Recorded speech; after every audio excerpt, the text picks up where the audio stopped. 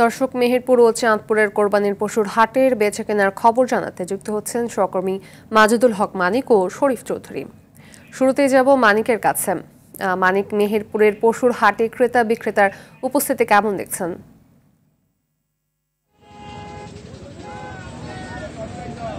আজকে আমরা দেখেছি যে হাটের চিত্র ভিন্ন।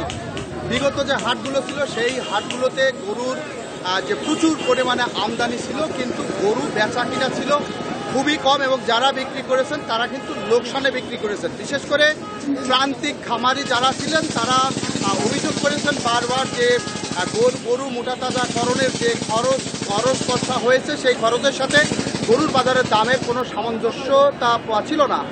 আর স্থানীয় যারা ব্যাপারী ছিলেন তারাও বলছেন যে আমরা খামারিদের কাছ থেকে বেশি টাকায় কিনে নিয়ে এসে হাটে কম টাকায় বিক্রি করছি। এরকম চিত্র ছিল বিগত হাটগুলোতে, কিন্তু আজকের সেই চিত্র কিন্তু সম্পূর্ণ পাল্টে দিয়েছে। রাজধানী ঢাকা সহ বিভিন্ন অঞ্চলের পাইকারি যে গরুর ব্যাপারী আছেন তারা বিপুল সংখ্যক ব্যাপারী এসেছেন এবং বিপুল সংখ্যক গরু তারা কিনেছেন এবং তারা কিন্তু ভালো দামে কিনেছেন। বিশেষ করে আমরা যদি মাংসের দামের বিষয়টার দিকে যদি আসি, এর আগে 24,000 টাকাও পার মন গরু বিক্রি হয়েছে, কিন্তু আজকের চিত্র কিন্তু 35,000 টাকা পর্যন্ত প্রতি মন মাংস বিক্রি হয়েছে। অর্থাৎ এখানে স্থানীয় যে ক্রেতারা আছেন তারা কিন্তু অসহায় হয়ে পড়েছেন ঢাকার এবং চট্টগ্রামের ব্যাপারীদের কাছে। সব মিলিয়ে একটা অস্থির বাজার গেল এবং যে বাজারে প্রান্তিক চাষি এবং যারা স্থানীয় ব্যাপারী তারা লাভবান হয়েছেন এবং এটা হিমশিম কেনার ক্ষেত্রে হিমশিম দুশ্চিন্তায় পড়েছেন স্থানীয় ক্রেতারা। এই ছিল মেহেরপুরের গরুর হাটের খবর। আমরা চলে যাচ্ছি চাঁদপুরের শরীফ চৌধুরীর কাছে। শরীফ।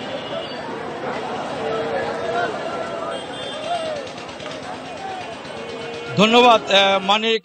আমি চাঁদপুর থেকে বলছিলাম। আসলে চাঁদপুরে কোরবানির চাহিদা 70,000 পশুর দরকার, কিন্তু সেই চাহিদা অনুযায়ী পশু কম রয়েছে, অর্থাৎ 17,000-এর মতন পশু কম রয়েছে।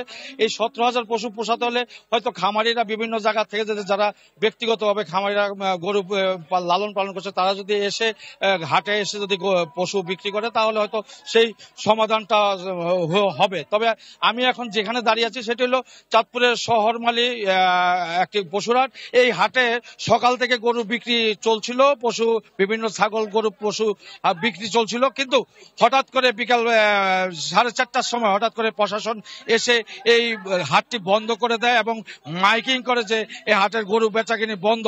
অর্থাৎ এই হাটে গরু বেচাকেনি কথা ছিল না, ছিল পাশে কাজীর হাটের কাজীর বাজারে বেচাকেনির কথা, কিন্তু কাজীর বাজার অস্থায়ীভাবে এটি নেওয়াতে আশেপাশের যারা রয়েছে বিভিন্ন হাট বাজার দিয়েছে তারা অভিযোগ দেওয়াতে প্রশাসন এসে হাটটি বন্ধ করে দেয়। কিন্তু প্রশাসন হাটটি বন্ধ করে ঘোষণা দিলেও পুলিশ প্রশাসন ছিল, কিন্তু এখানে বিপাকে পড়েছে ব্যাপারীরা এবং ক্রেতারা। হাজার হাজার ক্রেতা এখানে উপস্থিত, ব্যাপারী উপস্থিত, তারাও বিপাকে পড়েছে। তবে এত কিছু পরেও কিন্তু কিছু কিছু ব্যাপারী এবং ক্রেতা বিক্রেতারা গোপনে তাদের গরু বিক্রি করছে। এই ছিল আমার কাছে চাঁদপুর থেকে সর্বশেষ। ফাতিমা, ধন্যবাদ আপনাদের দুজনকেই।